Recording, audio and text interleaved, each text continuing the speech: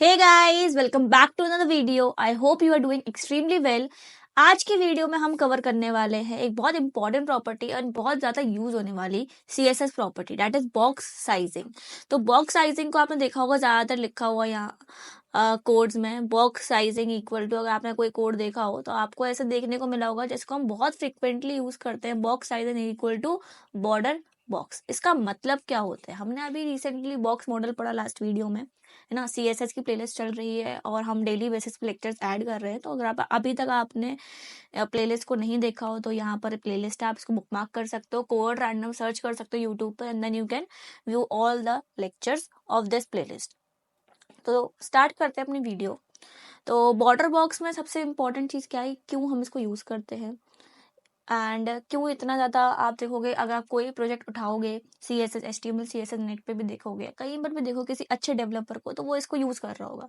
तो इसको in depth जानेंगे कि इसकी क्या प्रॉपर्टी होती है, ठीक है। तो इसी वीडियो में हम ये कवर करने वाले हैं पूरी तरीके से विद एग्जाम्पल्स।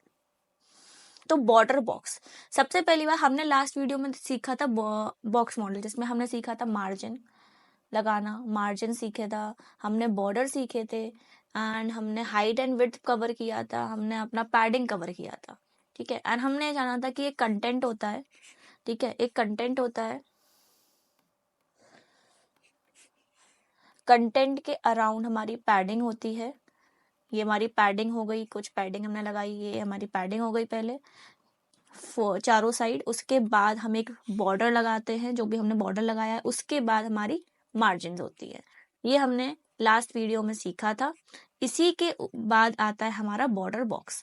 तो अब बॉर्डर बॉक्स से क्या होता है लगाने से? हमने मार्जिन लगाना सीखा, हमने पैडिंग लगाना सीखा, तो बॉर्डर बॉक्स से ऐसा क्या हो जाएगा कि हमारा जो स्ट्रक्चर है, हमारा जो कोड है, उसमें चेंज आ जाएगा। उसमें कोई चेंज नहीं आएगा, लेकिन एक एक कन्वेंशन है, आप मान सकते हो, या एक ये समझ है कि हाँ, आप जब वेबसाइट बना रहे हो तो उसमें कोई दिक्कत ना हो, तो हम यूनिवर्सल सिलेक्टर के साथ ज्यादातर ये लगाते हैं कि हमने पूरे अपने HTML डॉक्यूमेंट में इस प्रॉपर्टी को अप्लाई कर दिया। तो भाई इस प्रॉपर्टी का मतलब क्या है, इसको ध्यान से सुनना। 2 मिनट के लिए अपना कंसंट्रेशन यहीं पर रखना, जिससे कि आपको सब समझ आ जाएगा। अगर 2 मिनट नहीं गया कंसंट्रेट तो आपको समझ नहीं आएगा, फिर आपको दोबारा देखना पड़ेगा, इसलिए पहले ही बता दिए।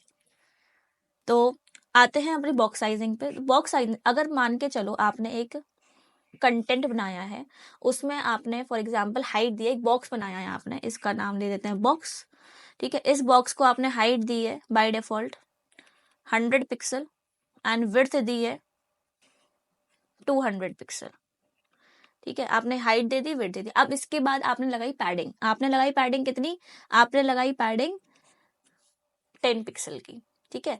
आपने 10 पिक्सल यहाँ लगाया, 10 पिक्सल ऊपर लगाया, चारों तरफ 10 पिक्सल 10 पिक्सल मान ले, 10 यहाँ, 10 यहाँ, टॉप राइट बॉटम लेफ्ट सब जगह मैंने 10 लगा दिया। उसके अलावा उसके बाद फिर आपने क्या किया, उसके बाद आपने लगाया बॉर्डर।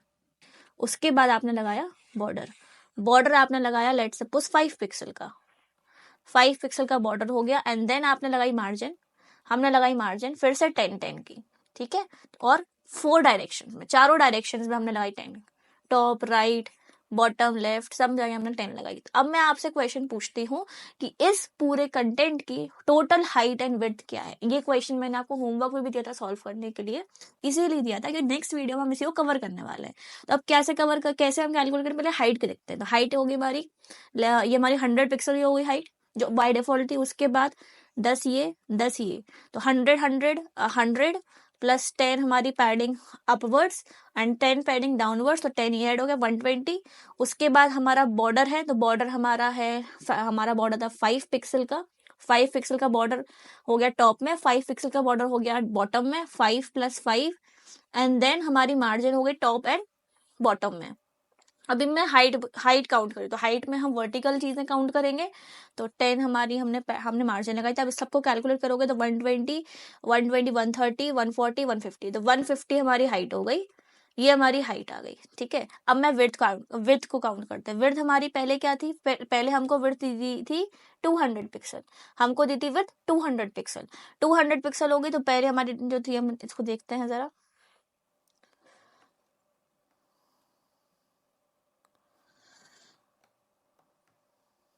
ठीक है।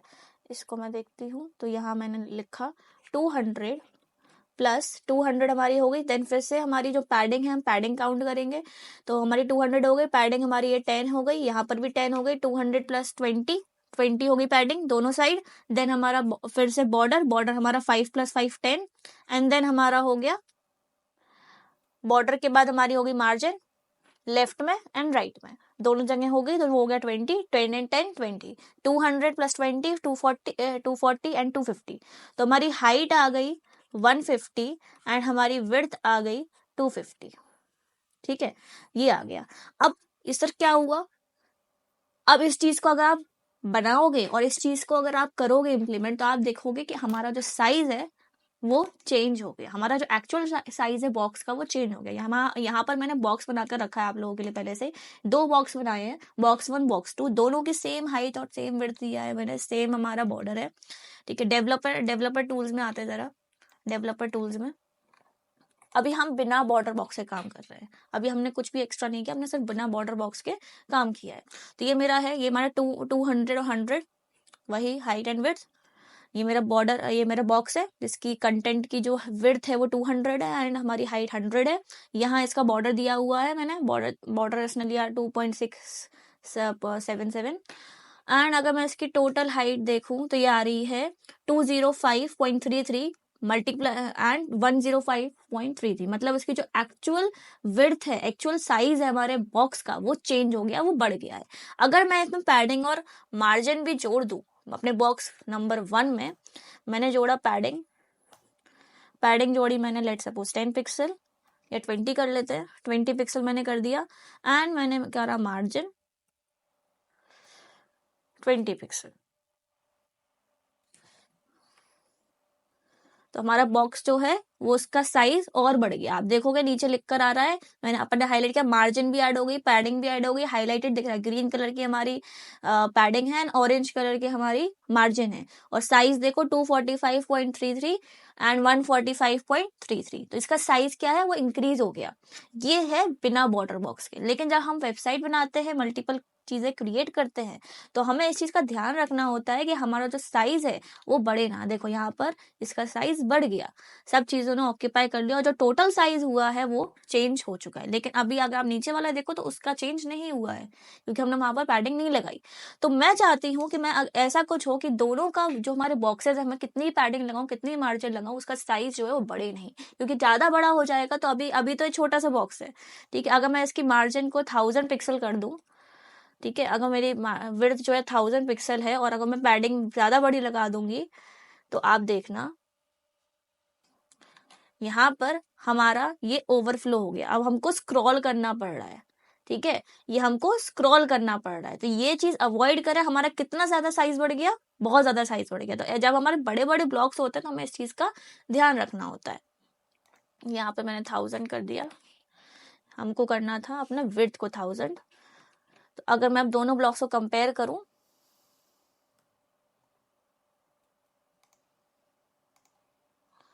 तो यहाँ पर ये चेंज हो गया है। अब अगर हम इसी में अपना बॉर्डर बॉक्स की प्रॉपर्टी लगाते हैं, तो क्या होगा, हमारा जो साइज है वो सेम रहेगा। जो हमारा साइज बढ़ गया है ना, वो साइज बढ़ेगा नहीं। कैसे, देखते हैं। सिंपल सी बात है, आपको यूनिवर्सल सिलेक्टर लेना और आपको लिखना है बॉक्स साइजिंग बॉर्डर बॉक्स। यहां पर देखना, अब देखो इसको इंस्पेक्ट करते हैं।